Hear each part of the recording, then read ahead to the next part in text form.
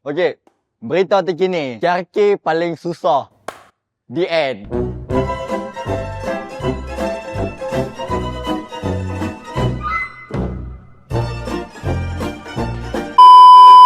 Bila saya sembang-sembang dengan member-member yang semua yang ambil course lain, kita ada KRK, IM, KI, PP. Betul lah kalau orang kata KRK ni paling susah sebab dia punya projek dia tak macam course-course lain. Sebab course lain korang buat, dia ada hasil. Macam KRK ni dia buat hasil dia tak sekebabur macam course-course lain. Itu yang saya memang kabar awal lah. Kalau paling standard lah, awak akan nampak coding saja. Nak kata nampak color-color kelab apa, buka tutup reli-reli tu tak ada. Susah nak nampak kalau dalam KRK. Pasal FYP FYP waktu SEM 1 dulu saya buat projek IDS, Agent Detection System. Tak ada lah nak kata buat visual nampak ada orang masuk jalan-jalan masuk menceroboh tu, tak ada.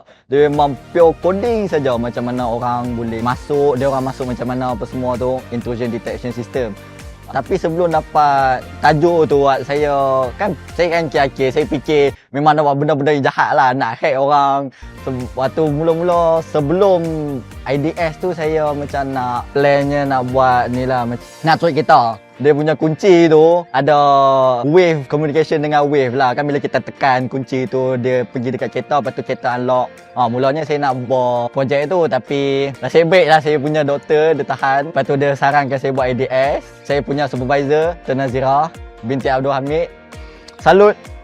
Dr. Nazira memang dia banyaklah pimpin saya daripada FYP 1, FYP 2 dan Alhamdulillah untuk saya punya FYP showcase. Bila saya bentangkan tu, panel yang datang pun dia orang dengar, oh gini-gini Alhamdulillah saya dapat gold medal untuk saya punya projek FYP. Saya pun tak tahu, saya tak tahulah apa yang saya cerita, tapi Alhamdulillah rezeki lah kot.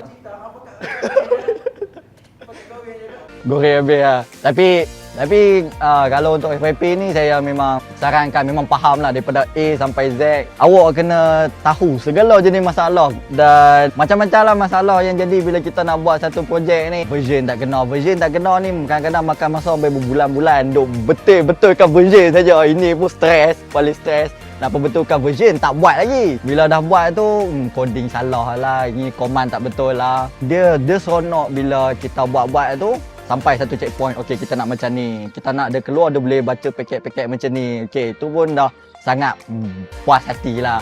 Dan KRK ni dia punya core main yang bahagian-bahagian ke ni saya belajar dengan Sir Faisal. Sir Faisal ni kalau awak-awak jumpa dia memang cium tangan lah. Dia sangat berpengetahuan dan banyak lah yang awak-awak semua boleh belajar dengan Sir Faisal ni. Dia sangat berpengetahuan.